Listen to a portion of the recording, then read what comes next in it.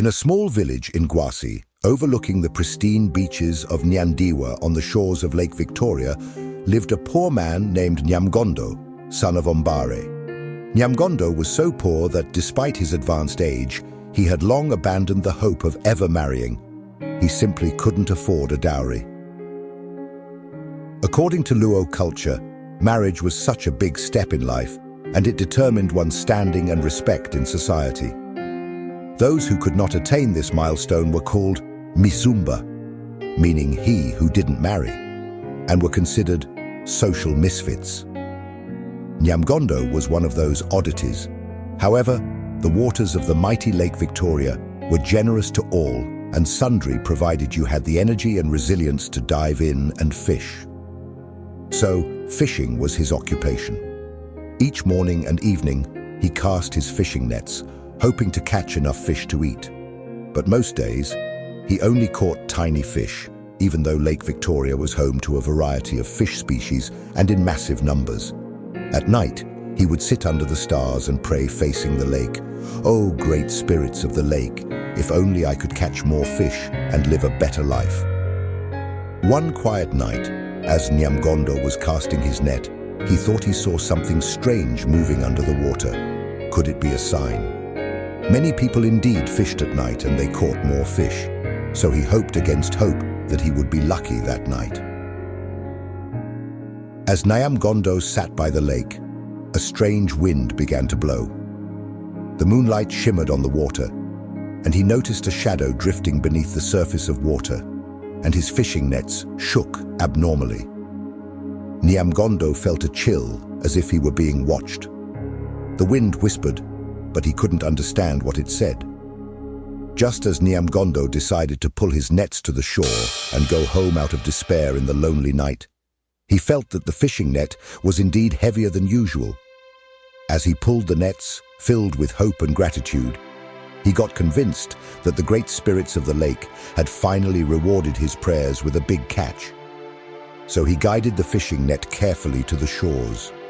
To his dismay, as he got to the shallow end of the glistening waters, the fishing net instead had a woman entangled in it, and as usual, only a few fish were trapped. It was a scary sight, and for a moment, his heart skipped a beat, and Nyamgondho hurriedly jumped out of water, confusion and fear written all over his face. "Have I harvested a dead body from the waters?" he wondered. This was also possible, as the waters of Lake Victoria were known to be unforgiving, especially when the spirits demanded blood. During certain seasons, the waters would be rough, he acknowledged. Terrified, hands trembling, he thought about abandoning his fishing net, but this was his only tool for survival. Lost in thoughts, he heard the woman speak. "Do not be afraid, Nyamgondho. Please help me come out of water." Who was she? And why was she alone under the water at night? He wondered, his heart racing. Nyamgondho cautiously approached the woman now that she was alive. His intention was simply to salvage his fishing nets and offer that helping hand to the woman who looked tired, hungry, and was shivering viciously. He successfully released her from the entanglement of the fishing net and guided her out of water to dry land. She was an old woman, weary and frail. She needed urgent help, maybe food and medication. Without thinking twice, he invited her to his small home. "I don't have much," he declared, "but I'll share what I have." The old woman, grateful, thanked him with a mysterious smile, saying, "Kindness is a powerful gift, my child. Remember that." Little did Nyamgondho know, the old, dog-tired and frail woman he helped was no ordinary person. Soon his kindness would bring him something he could never have imagined. The woman introduced herself as Otiya, meaning the Old One. She had a gentle smile, yet her eyes held secrets. That night, she tested Nyamgondho, asking questions about his life and dreams. Nyamgondho told her of his wish to escape poverty. "I just want a chance," he said, sighing. "If only I had something more." Otiya's tired eyes gleamed as she listened. Could this old woman be hiding a powerful secret that would change Nyamgondo's life forever? Time would tell. That same night, Nyamgondo dreamt of a life filled with food, cattle, and gold. When he awoke, he told Otiya of his dream, and she replied, "Beware of what you wish for, Nyamgondo. Sometimes, too much can change a person." Nyamgondo brushed off her warning, laughing at the idea. But in the days to come, he would understand the true meaning of her words. It was a new day, and Nyamgondo went fishing again that morning. Unexpectedly, his nets were again heavier than ever. He got worried, the previous evening's mystical experience fresh in his mind. He mastered courage that it was at daybreak, and people had started thronging the shores. He caught more fish than he'd ever seen. Returning home, he found his yard filled with cows, goats, sheep, chicken, and the granaries were almost collapsing on the seams with bags of food. His home suddenly looked grander than before. Otiya had blessed him beyond his wildest dreams. Nyamgondho was overjoyed. But with his newfound wealth, would he remember to stay humble as Otiya had advised? Word spread quickly like bushfire, and people came from as far as Gembe Hills, Kaksingri, Waondo, and the surrounding villages of Nyandiwa, just to see Nyamgondo's sudden riches. They marveled at his fortune, whispering about how he had become wealthy overnight. Nyamgondo stood proudly, letting their admiration sink in and lift his spirits. As Nyamgondo basked in the attention, he began to feel a new sense of power and importance. But would he remain the humble man he once was? One evening, Otiya sat with Nyamgondo, her face serious. "Remember, Nyamgondo," she said, "your fortune is a gift. Treat it wisely and never forget your roots." Nyamgondo, growing used to his new life, smiled, but brushed her words aside. He said it was his time to shine, as poverty, which was part of his name, could no longer fit within the four corners of his homestead. In fact, he needed more space to accommodate his growing wealth and nurture his spiraling influence, he remarked. Otiya's eyes held a glint of sadness. She seemed to know something Nyamgondo didn't. Was his fortune as secure as he thought? Days passed and Nyamgondo took Otiya as his wife, feeling grateful at first, but soon his wealth made him restless. As Nyamgondo's fortune grew, so did his pride. He started seeing her as nothing more than a helper, an old woman with little to offer. Otiya, whose name meant the Old One, watched sadly as he spent less time with her. She tried to remind him of the humble days when they had little, but he simply shrugged her off. Otiya grew weary, watching Nyamgondo slip further into a world of vanity and pride. Nyamgondo became increasingly proud and exceedingly insensitive. He wore fine clothes and looked down on those who were still poor. The man who once struggled had changed. He blatantly ignored Otiya's advice and began feeling untouchable. Nyamgondo's pride continued to grow, and even his old friends began to feel distant. But Otiya watched silently, knowing that the time for his lesson was nigh. Tired of incessant advice from Otiya, he would, under the influence of alcohol, remind Otiya that she meant nothing to him, and that she could as well go back to the waters from where he collected her. She got hurt and disappointed that Nyamgondo had painfully forgotten his journey to wealth and abundance. With his wealth, Nyamgondo made new friends who admired his riches. He even started seeing women from other villages, showing off his wealth. His nights were spent drinking busar, the local brew, boasting about his fortune. All the while, he had forgotten about Otiya, who remained silent and lonely. Nyamgondo's pride soared as he drank with the village elders. In his drunken state, he boasted about his power and wealth, as if he had gained it all by his own hand.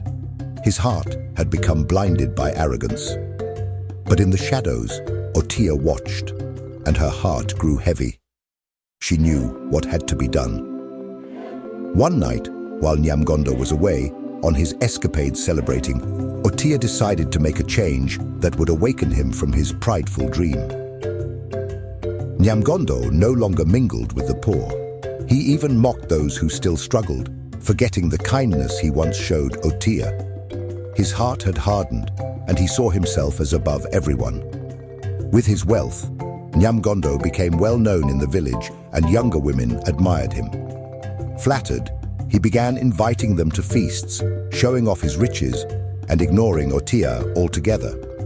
The other women showered him with attention, laughing at his jokes and praising his generosity. Otiya watched with a heavy heart, feeling the sting of loneliness.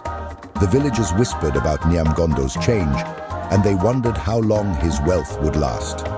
Otiya warned him, saying, "Nyamgondho, one cannot swim in shallow waters and expect depth." But Nyamgondho only laughed, brushing aside her words. People in the village began to feel uneasy. "Nyamgondho has forgotten himself," they said. "Surely such pride must come with a price." The rumors reached Nyamgondho, but he laughed them off because there was no way he could go back to abject poverty punctuated by functional illiteracy. He was now influential. Nyamgondho believed he was invincible, but the spirits of the lake were always watching. Otiya, neglected and lonely, felt her heart grow heavy. Though she had blessed him with all he desired, he had chosen pride over loyalty and respect. Otiya's wise, aged heart still longed for kindness, but Nyamgondho no longer saw her worth. He, while drunk, frequently reminded her that waters would still accept her if she decided to go back to where she came from. He indeed believed after he imbibed alcohol that Otiya owed him courtesy and gratitude for accommodating her and even finally marrying her. Her patience wore thin, and her sorrow turned into a quiet but powerful resolve. Deep in his heart, Nyamgondho knew something was about to change, but he chose to ignore the signs.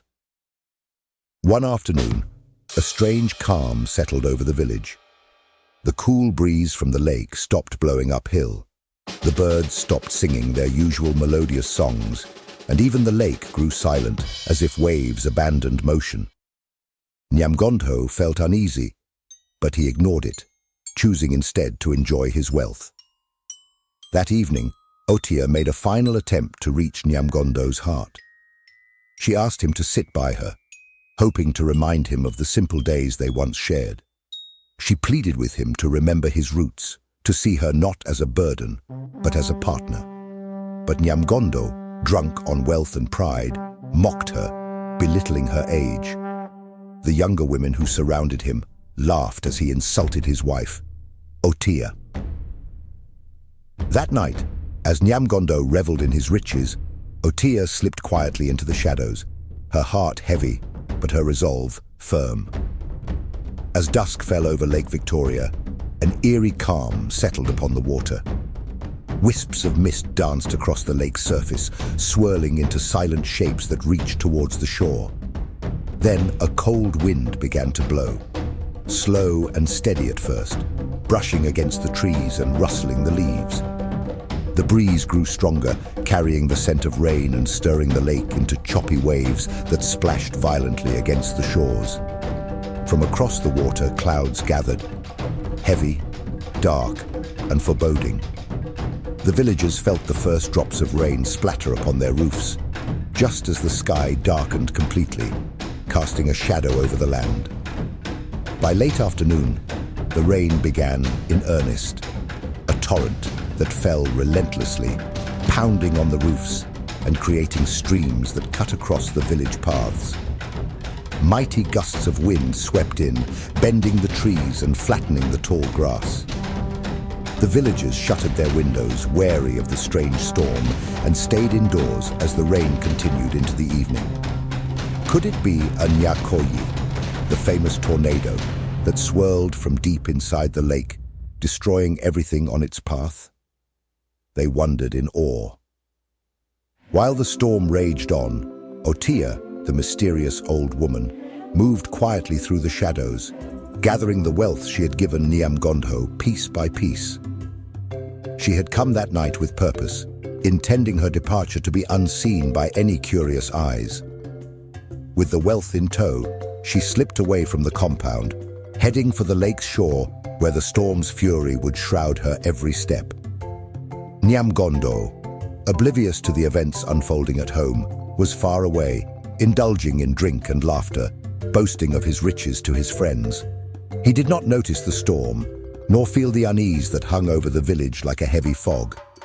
In his mind, he was a king among Lilliputians, surrounded by those who admired his newfound fortune. The storm would keep the village hidden in darkness, and Otiya's departure would remain a mystery, unknown even to Nyamgondho. The rain fell without pause, and even the bravest villagers dared not leave their homes. Only the sound of the downpour filled the night air, drowning out any hint of movement as Otiya's silent departure unfolded. One by one, the animals left their pens, following her, while the glittering treasures and food vanished as if carried away by the very shadows themselves. As the storm rolled over the village, Otiya paused at the lake's edge. She turned one last time, gazing at the life she had shared with Nyamgondho, though it had brought her nothing but sorrow in the end. She had given her heart and all her wealth to him, but he had chosen pride over love. Without another glance, she stepped into the lake's cool waters, disappearing into the mist, leaving no trace behind. In the village, no one stirred, and no one saw her go. The storm that had cloaked her departure finally began to lessen as dawn approached. The rain slowed to a drizzle, but the village remained in darkness, unaware of the loss that awaited them with the morning light. The silent departure left behind an emptiness that would echo in Nyamgondho's heart, far louder than the storm ever had. As the first rays of sunlight broke over the horizon, Nyamgondho returned to his compound, stumbling in the early morning light. His head throbbed from the night's drinking, but he smiled, recalling the laughter and praise he had received. Still wrapped in his pride, he walked towards his home, anticipating the luxuries and comforts that awaited him. But as he entered the compound, a strange silence greeted him. There were no animals bleating or chickens clucking. The air felt eerily empty, as if a strange weight had settled over the place. Nyamgondho's smile faded as he noticed the barren yard. His once lavish home, which had been brimming with food, animals, and treasures, was now stripped bare. Only the walls remained, cold and empty. He called out, his voice echoing through the silence. "Otiya, where are you?" But there was no answer. He searched every corner, expecting her to appear and explain this strange disappearance of all his possessions. Panic began to creep into his heart as he realized that everything, every last trace of wealth, was gone. Confusion turned to fear as Nyamgondho began to understand the gravity of his loss. Nyamgondho rushed from one empty room to the next, disbelief clouding his mind. He scoured every nook, hoping to find even a hint of his treasures or a sign that this was some cruel trick. But the truth lay bare in every empty corner, in the absence of Otiya's gentle presence. The woman who had once blessed him with her love and fortune was gone, and she had taken back everything she had given. Desperation gnawed at him as he staggered back outside, hoping to see someone, anyone, who could explain what had happened. He ran to his neighbors' homes, calling out, begging for information. The villagers looked at him with pity, for they too had heard rumors of the storm and the quiet departure of the old woman. "She left," they whispered. "Otiya left with everything she brought, and the storm kept us all from seeing her go." Nyamgondho's heart sank as he realized that this was no dream, no prank. Otiya, whom he had once dismissed as merely an old woman with no ability to give birth to a child, had been the source of his fortune. And now, she was gone. His heart filled with regret, but he knew it was too late to make amends. With his wealth gone and his pride shattered, Nyamgondho found himself drawn to the lake's edge, where Otiya had vanished. He stumbled to the shore, falling to his knees, calling out her name into the vast emptiness. The lake lay calm before him, its surface still and indifferent, as if it held no sympathy for his sorrow. "Otiya!" he cried, his voice hoarse with desperation. "Come back. I'm sorry. I was a fool, and I didn't see the worth of what you gave me. Please, I beg you, bring back all that you took. I cannot live without it." The lake gave no answer, only gentle ripples as the wind moved across its surface. Nyamgondho's pleas echoed in the quiet morning air, but the silence was his only reply. He stayed by the shore, hoping for a sign, for even a whisper of Otiya's voice, but the lake remained unmoved. His heart grew heavier as he began to realize that Otiya was truly gone forever, and his loss was complete. Defeated and broken, Nyamgondho sat by the lake, his mind swirling with regret and sorrow. The once proud man who had reveled in his fortune and ignored the simple love Otiya had offered was now left with nothing but memories of what he had lost. He saw her face in the lake's reflection, a quiet, sorrowful reminder of all he had dismissed. With a heavy heart, he rose to his feet, feeling the weight of his own mistakes pressing down on him. He returned to his empty home, feeling as if he were walking through the shadows of a life that was no longer his. The villagers watched him with quiet pity, whispering to one another about the price of pride and the curse of ingratitude.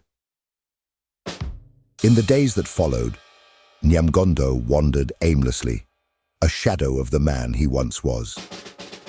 Each time he returned to the lake, he would whisper Otiya's name, hoping she might hear him from wherever she had gone.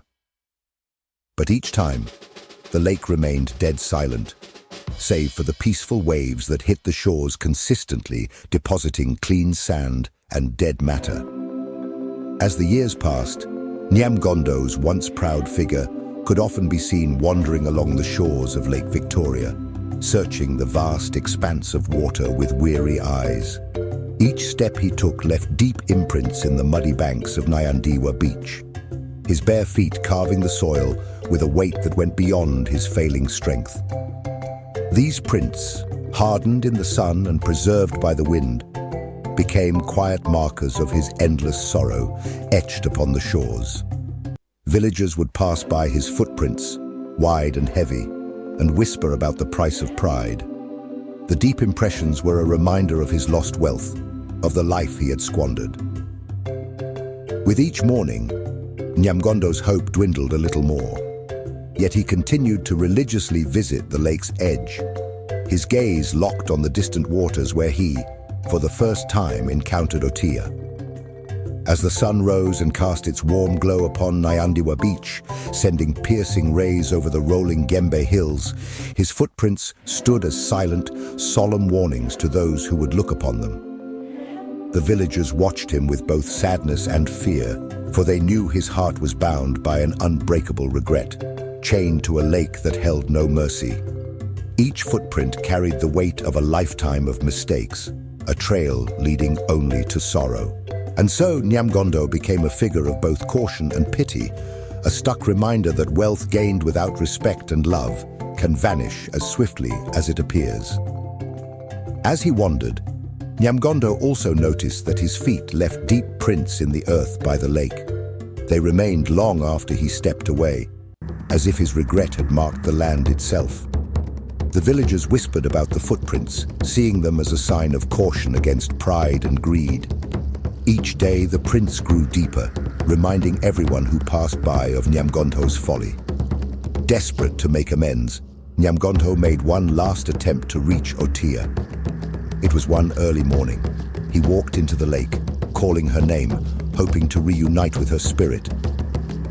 But as he waded deeper, he felt a strange weight pull him down.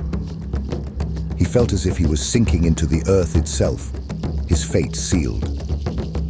As the waters rose around him, Nyamgondho felt his feet root deep into the ground. He couldn't move, and his body began to freeze. That morning, as the first rays of dawn broke over the village, a fisherman passing by noticed Nyamgondho by the lakeshore, his figure hunched over, chin resting upon the old stick he used for support. He looked as though he were deep in thought, his eyes fixed upon the peaceful waters of Lake Victoria. But as the fisherman approached, he realized Nyamgondho was still, too still. The life had left him, however. His frail body remained standing, supported by the stick as though he were still waiting, still watching for a reunion that would never come. With great sorrow, the villagers gathered around his lifeless form. Yet as they prepared to lay him to rest, something strange began to happen. His skin grew rough, his hands hardened, and his form slowly transformed until he was no longer flesh and blood, but wood and bark, his body turning into a dry, twisted tree. The villagers who came to the shore the next morning saw his transformation, his sorrowful face etched in the tree's bark. They knew this tree marked the spirit of Nyamgondho, now forever bound to the lake's shore. Nyamgondho's tree stood there by the lakeshore, its branches bare, reaching towards the sky as if in a final plea. The tree stood tall, its twisted branches a testament to Nyamgondho's journey from humble beginnings to prideful downfall.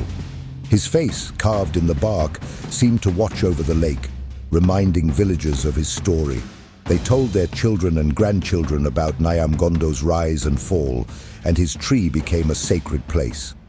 They said his footprints still marked the ground around the tree, a lasting message left by a man who learned too late.